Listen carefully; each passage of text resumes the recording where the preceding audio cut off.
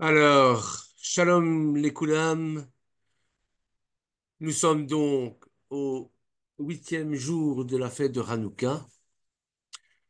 Nous allons donc allumer la huitième bougie.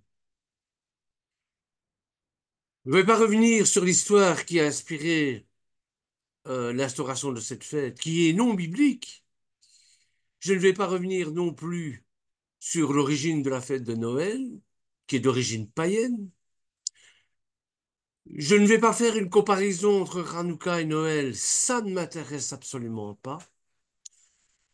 Ce qui m'intéresse, ce n'est pas la disputation qu'il y a, qui sert à nous diviser entre Noël, fête païenne, et Hanouka, euh, fête militaire, fête de commémoration nationaliste. Non. Ce qui m'intéresse, c'est le sens profond de ces deux fêtes, qui en réalité peut se résumer par la lumière. Pour Hanouka, Hanouka, ça veut dire la dédicace du temple, l'inauguration du temple. Tout le monde connaît le miracle de la fiole d'huile. Sinon, vous allez le trouver facilement sur Internet, hein, bien sûr. Noël, c'est pareil. Noël, c'est l'incarnation. Le Créateur prend la condition humaine en vue du salut de l'humanité. Je vais vous parler de cette lumière que l'on trouve dans ces deux fêtes, dont l'une est d'origine païenne, c'est Noël, et l'autre nationaliste, commémorant la victoire des Maccabées sur les Grecs.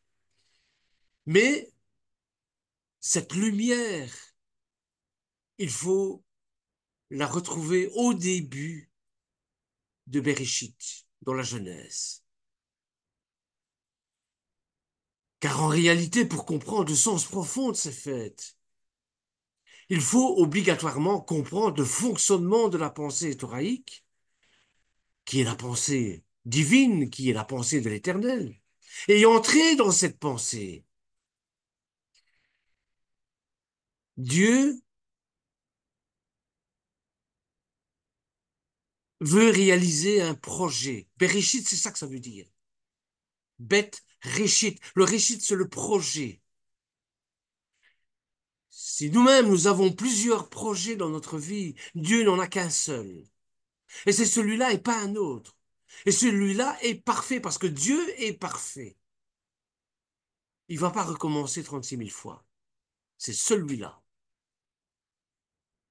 Et il n'est pas mieux qu'un autre, il n'est pas plus grand qu'un autre, il n'est pas un projet à la place d'un autre, il est le projet avec le P majuscule. C'est ce projet-là et pas un autre. Et il va le réaliser avec ou sans nous. Mieux vaut avec nous que sans nous, bien sûr. Puisque dès le commencement du monde, il nous a choisis pour réaliser son projet. C'est la raison de notre existence. C'est la raison de cette lumière qui est apparue des ténèbres. Regardons le premier verset déjà.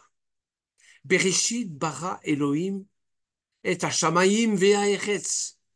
Bereshit, bet Réchit, le projet de la maison, le projet bien stable, le projet du temple, que ce soit le temple physique, psychologique et spirituel. Et puis nous avons le verbe bara, qui vient de la création bria, une création ex nihilo, comme on dit, à partir de rien. On va le rencontrer 3 fois dans la Genèse. Ce terme bara introduit un principe nouveau. En Genèse 1, chapitre 1, verset 1, c'est la création de la matière. En Genèse, chapitre 1, verset 21, c'est la création de l'animal. Pourquoi Dieu a-t-il créé l'animal? Bien pour y introduire une notion d'âme. c'est-à-dire le principe fondamental de la vie. En Genèse, au chapitre 1, verset 27, non seulement il y a d'abord la matière, le corps, il y a l'âme par la création de l'animal, je vais dire l'âme animale, et en plus il y a introduit l'esprit de Dieu, l'esprit divin, la notion d'éternité, comme dira Ecclésiaste. Donc, voici déjà, avec les deux premiers mots, un principe fondamental qui va nous conduire vers cette lumière.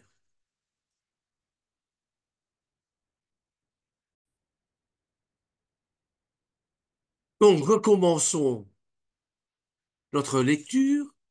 Au commencement, Dieu créa, bara, les cieux et la terre.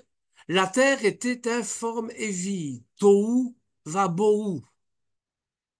Tohu, c'est la troisième personne du singulier.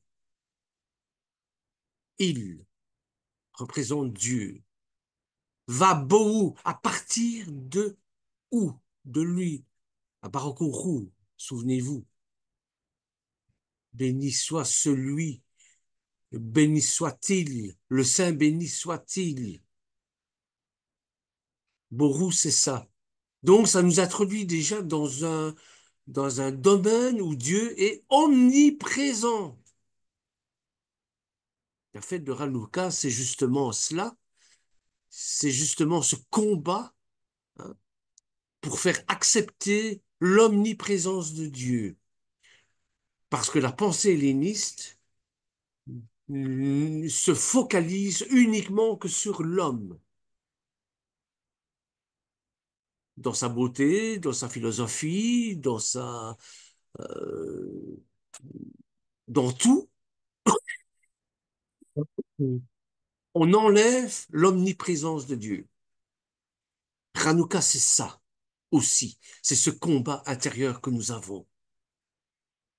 Que l'homme n'est pas Dieu. Que Yahel, Dieu est Dieu. C'est lui, il est présent partout. Et il nous dit, il y avait des ténèbres vers Rocher, à la surface de la Bible. Théium, de nouveau, on a le théium. Le théium, c'est quoi? C'est le tohu que nous avons vu tout à l'heure, plus la lettre même. La lettre même qui est la première lettre de quoi? De Maïm, la matrice d'eau. La matrice où tout est conçu, où tous les éléments sont présents pour créer. D'ailleurs, dans la Bible, l'eau semble ne pas être créée. Et nous voyons ça chez l'humain ou même chez, euh, chez les animaux, que vous avez une matrice remplie de liquide amniotique, remplie d'eau, avec tous les éléments nutritifs et tous les éléments constitutifs de l'être humain. Eh ben, le théium, c'est ça, qu'on a traduit par l'abîme. Parce que dans cet abîme, tout est fait, il y a tous les éléments pour la création. Il y avait des ténèbres à la surface de l'abîme, et l'Esprit de Dieu faisait frémir au-dessus, faisait frémir l'eau.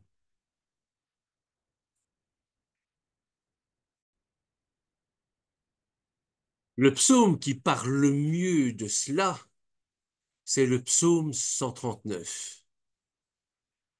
Le psaume 139 au verset 7 et 8 et même les suivants, nous allons le prendre et nous allons le lire ensemble.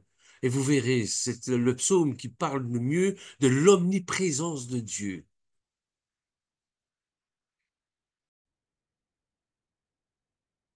Alors voici ce qui nous est dit dans le psaume 139 au verset 7 et 8. Où puis-je aller loin? Où puis-je aller pour échapper à ton esprit? Où puis-je fuir loin de ta présence?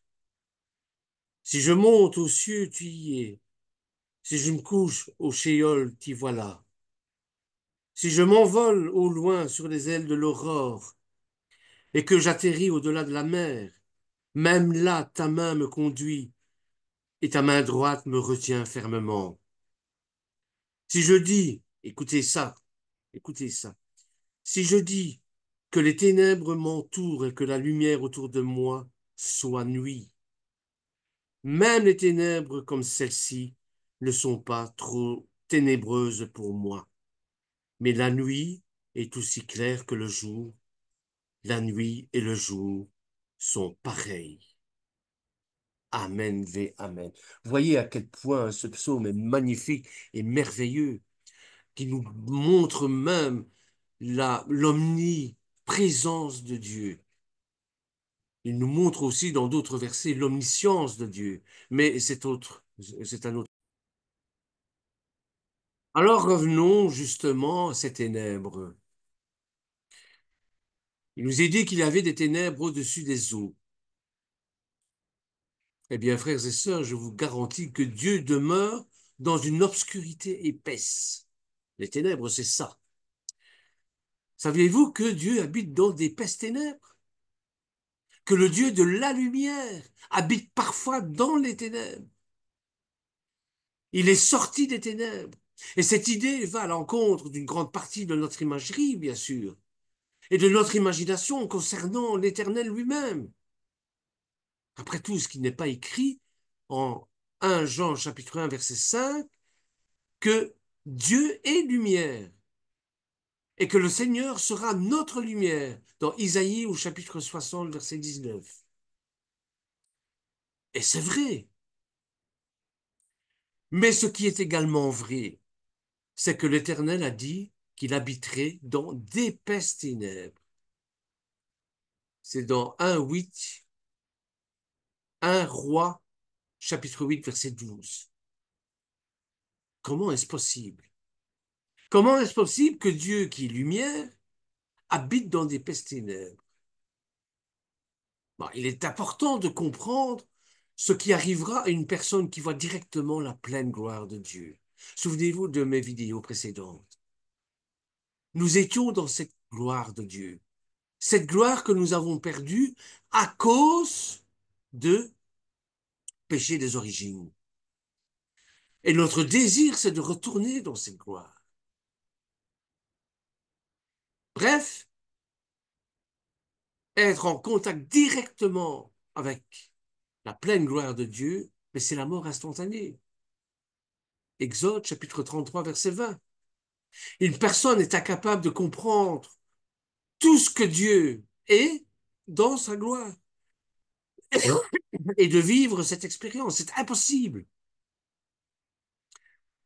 Avez-vous déjà eu le souffle coupé par quelque chose de grandiose, de spectaculaire?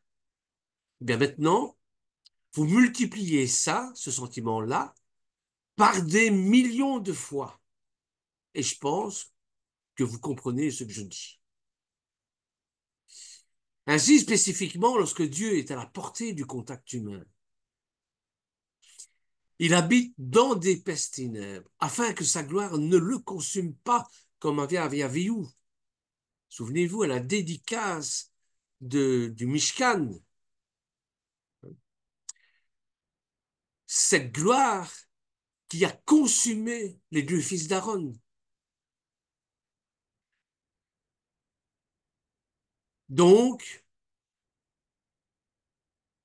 il est important, bien sûr, de comprendre que cette gloire peut tuer. Et c'est pourquoi, en Exode chapitre 20, verset 21, les Israélites vont envoyer Moshe parler à Dieu sur la montagne, parce qu'ils avaient peur d'Adonai. Et dans le psaume 97, 97, verset 2, des nuages et des ténèbres épaisses l'environnent. Dans Devarim, en Deutéronome, chapitre 5, verset 22, Ces paroles que l'Éternel s'adresse à toute votre assemblée sur la montagne, au milieu de feu, de la nue et des ténèbres épaisses à voix haute. Et il n'en ajouta pas davantage, il les a écrits sur 2 tables de pierre et me les a donnés à moi. Pourquoi est-il important que Dieu habite dans d'épaisses ténèbres? Eh bien d'abord, c'est important parce que ça montre la nature de Dieu, la nature d'Élohim. De ça, nous apprenons qu'il désire être proche de son peuple, à tel point qu'il est prêt à masquer la plénitude de sa gloire par d'épaisses ténèbres, afin d'interagir directement avec le peuple. Pour moi, ça semble être un long chemin à parcourir, alors que Dieu aurait pu simplement envoyer un messager. Il l'a fait pour Myriam, il l'a fait pour Joseph, il l'a fait pour d'autres, pour la mère de Shimshon. Dieu aime suffisamment l'humanité pour venir lui-même en personne, d'abord dans les épaisses ténèbres, puis dans le Fils, par le Fils, en le Fils, avec le Fils. C'est un Dieu personnel et non lointain. La conception du Mashiach s'est faite d'abord dans le néant, dans les ténèbres. Comme tout enfant est conçu d'abord dans les ténèbres, d'une nuit d'amour. Puis vient le moment de la révélation. Le Mashiach a été conçu dans les ténèbres. Et comme toute conception miraculeuse, ce sont des anges qui l'ont annoncé à Myriam, des êtres de lumière qui viennent annoncer cette conception miraculeuse. Les rabbins disent, dans un midrash, que à Hanouka, le Mashiach est conçu. Et la lumière de Hanouka, ce sont les anges qu'ils prédisent la conception de Yeshua. Quand on conçoit quelque chose, c'est dans les ténèbres, c'est dans le secret. Ce n'est pas au grand jour, ce n'est pas devant tout le monde. Et ils ajoutent qu'à Sukkot, c'est la révélation du Mashiach au monde entier. C'est la naissance de Yeshua. Voyez? En Luc au chapitre 1, versets 26 à 38, s'il y a bien dans la Bible un personnage qui a fait l'objet dans l'histoire de l'Église de polémiques et d'interprétations divergentes, c'est bien le personnage de Myriam. Pourquoi? Mais parce que Myriam, c'est une matrice qui a conçu le Mashiach, dont le Mashiach s'est développé physiquement à l'intérieur. Alors Satan n'a de cesse que de détruire les matrices où le Mashiach pourrait venir. Mais voilà, le Mashiach est arrivé, le Mashiach est né, avec toute l'histoire que vous connaissez, mais il ne s'arrête pas là.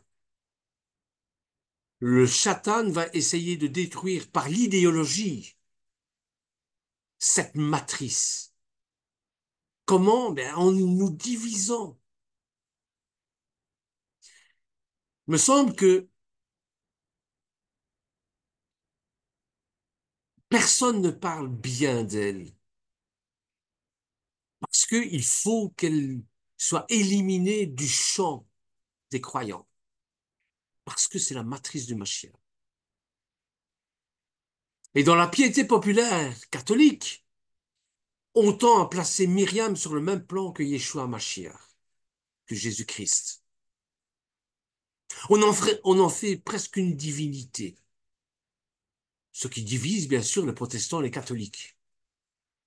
Parce que, voilà, et en plus le 25 décembre, hein, euh, je ne vais pas revenir là-dessus, mais tout le monde sait que c'est euh, euh, Sol Invictus, hein, et Mitra, hein, des déesses païennes, hein, et on a placé la naissance de Yeshua, de Jésus, le jour de l'adoration de Mitra, le jour où le soleil est invaincu, comme on dit. Le soleil étant bien sûr une divinité païenne, une idolâtrie. Je vous dis, on essaye par tous les moyens d'enlever l'omniprésence de Dieu dans nos religions. Donc, certaines confessions catholiques ont avancé même l'idée qu'il pourrait être co-rédemptrice. Il faut faire la part des choses, c'est évident. C'est évident. Quant aux protestants, ils ne feraient bien sûr pas cette erreur-là. Pas une erreur aussi grossière, c'est évident. Ils ne vont jamais rien dire de faux sur Marie. Il n'y a d'ailleurs aucun risque, parce que, par réaction contre le catholicisme, ils n'en parlent presque pas. Et ils s'empressent de dire que les évangiles parlent très peu d'elle.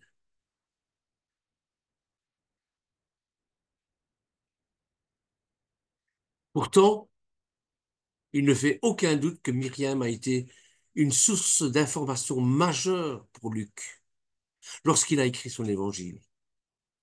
De nombreux éléments n'ont pu lui être donnés que par elle, par Myriam. Lui donner une trop grande importance ou ne pas lui en donner du tout. C'est deux attitudes extrêmes. Et si nous avions une approche plus équilibrée, Myriam peut être pour nous un modèle de foi. Alors aujourd'hui, je vous invite pour une fois à vous pencher avec moi sur le texte de Luc, qui nous raconte cet épisode marquant dans la vie de Marie, l'Annonciation qui a souvent inspiré les pâtres d'ailleurs, les grands pâtres. Et dans l'Annonciation, tout commence par une intervention de Dieu. C'est lui qui agit, qui prend l'initiative. C'est lui qui envoie l'ange Gabriel vers Myriam. J'ai envie de dire, dans le secret des ténèbres de l'humanité. L'Annonciation. Quand a-t-elle eu lieu? Elle n'est pas datée par rapport au règne des rois, comme le ferait une chronique historique. L'Annonciation est datée par rapport à la grossesse d'Élisabeth, sa cousine, et le service dans le temple de son mari. Ce n'est pas par hasard, il n'y a pas du hasard.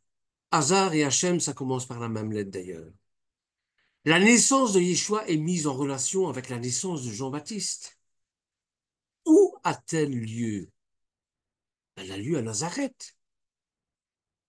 Une petite bourgade méconnue, loin du temple de Jérusalem. La naissance de Yeshua est mise en relation avec la vie quotidienne la plus banale. On n'est pas avec les grands de ce monde, là. On n'est pas avec les grands. Et pourtant, la première chose que le texte nous apprend sur Myriam, c'est qu'elle a la faveur de Dieu et que le Seigneur est avec elle. Avec Myriam, on est aux yeux de Dieu en présence d'une personne très importante. Comme d'autres personnages des Écritures, Myriam a été mise à part, sanctifiée. Elle a été distinguée par Dieu, par l'Éternel. Mais ce n'est pas grâce à ses qualités exceptionnelles, hein. Ce qui la distingue, c'est seulement la grâce de Dieu qui s'accomplit en elle. Et Luc nous dit ça avec un clin d'œil, avec une certaine légèreté même. En grec, Il y a un écho entre le verbe traduit par sois joyeuse et l'expression traduite par toi qui as la faveur de Dieu. Il y a un jeu de mots qu'il faut essayer de comprendre. Ça, ce sont les pères orthodoxes qui m'ont, qui me l'ont appris parce que je ne suis pas assez euh, ancré dans le grec pour comprendre ces subtilités-là, bien sûr. La grâce est présente dans tous les sens du terme. Reine en hébreu. Qui est Marie? Qui est Myriam? Première chose que ce texte nous apprend d'elle, c'est qu'elle a une grande sensibilité.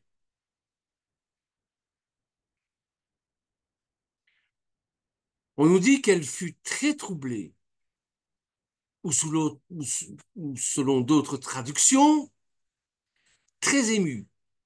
Elle est ébranlée en tout cas. Non, Myriam n'est pas cette femme forte, sûre d'elle. Elle n'est pas cette madone que la tradition a parfois vue en elle. En revanche, on trouve chez elle un grand respect, une grande révérence devant les choses divines, devant la sainteté de Dieu, une révérence qui rappelle celle des grands témoins de la foi, celle de Mosché, celle d'Élie, Mosché devant le buissoir, celle d'Élie dans la caverne, souvenez-vous, celle d'Isaïe devant les anges de feu. Ensuite, nous voyons que Myriam a une vie intérieure intense. Elle ne demande pas à l'ange la signification de tout ce qui arrive, mais elle se demande à elle-même, qu'est-ce qui lui arrive? Elle pense avant de parler. Et puis elle est craintive, sinon l'ange n'aurait pas eu à lui dire sois sans crainte. Mais surtout, il y a chez elle quelque chose d'étonnant, de surprenant. Myriam n'a pas la foi simple que l'on pourrait imaginer. Myriam a des objections. Le genre d'objections que l'on trouve en général chez les intellectuels. Elle demande comment ça se pourrait. Elle comprend que cette annonce doit avoir lieu tout prochainement. Elle veut savoir le pourquoi du comment des choses. Pour elle, ce que lui dit l'ange n'a pas de sens.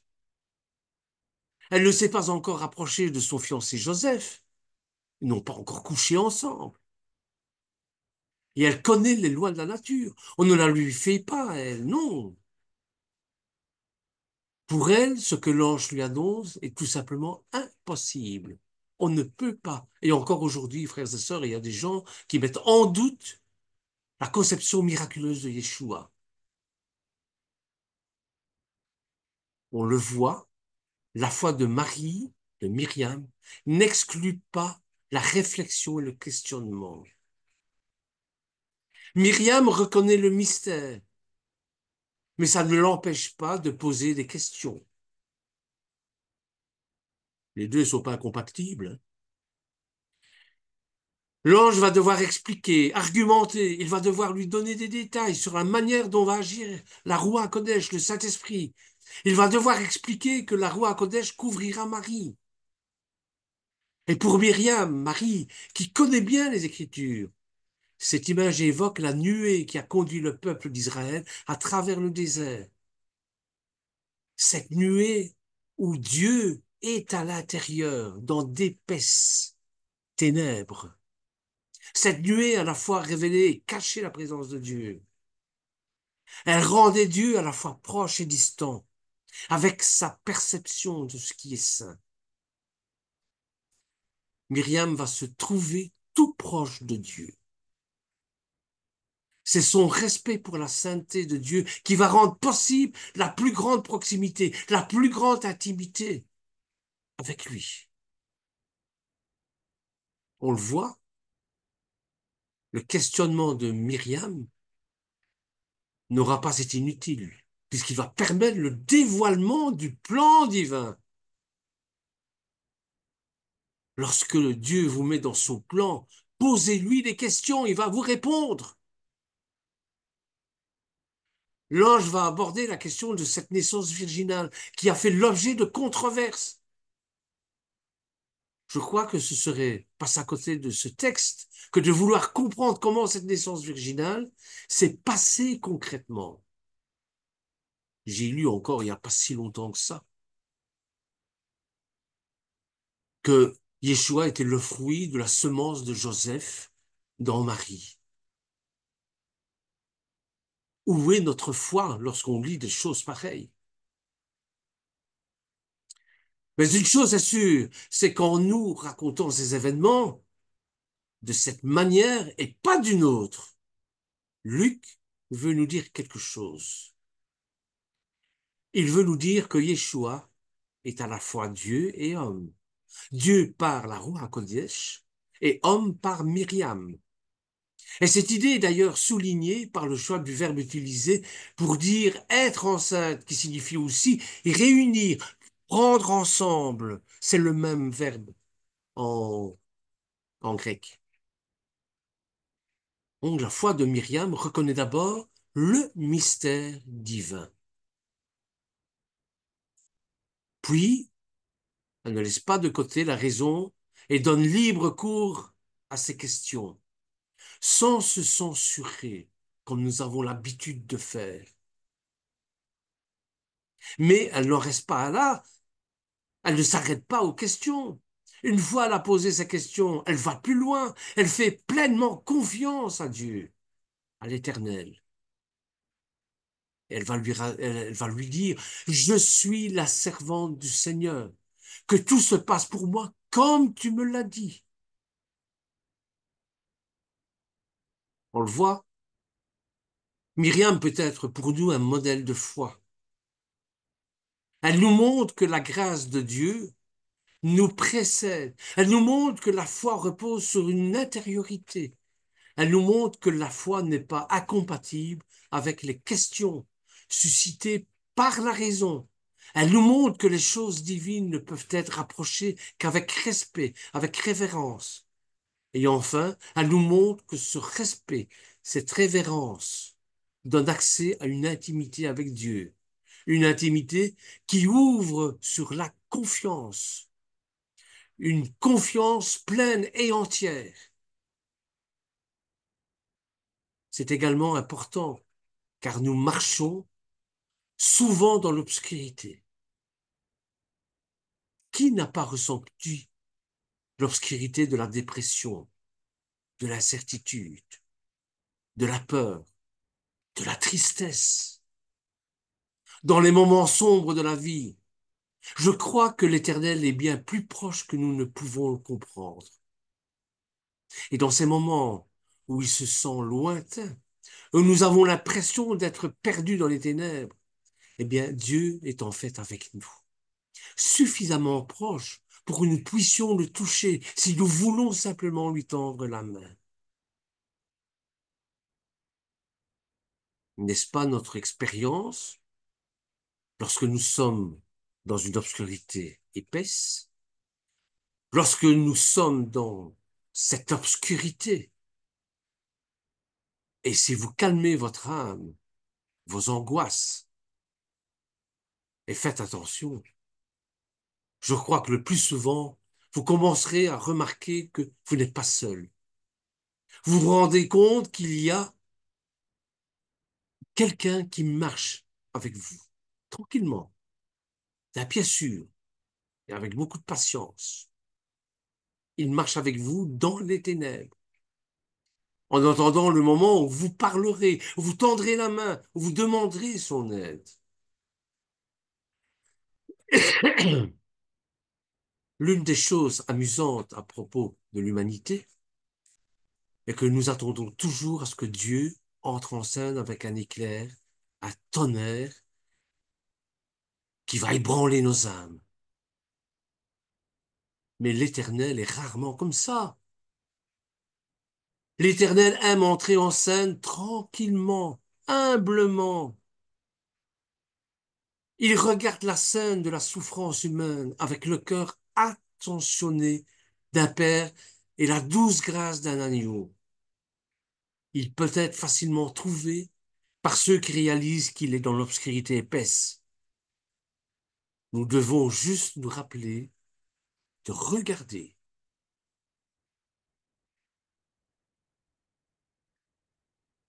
Voilà, frères et sœurs, un début où je devais vous parler de Hanouka. Je continuerai bien sûr dans une prochaine vidéo à vous expliquer ce qu'est Hanouka et le sens profond. Amen.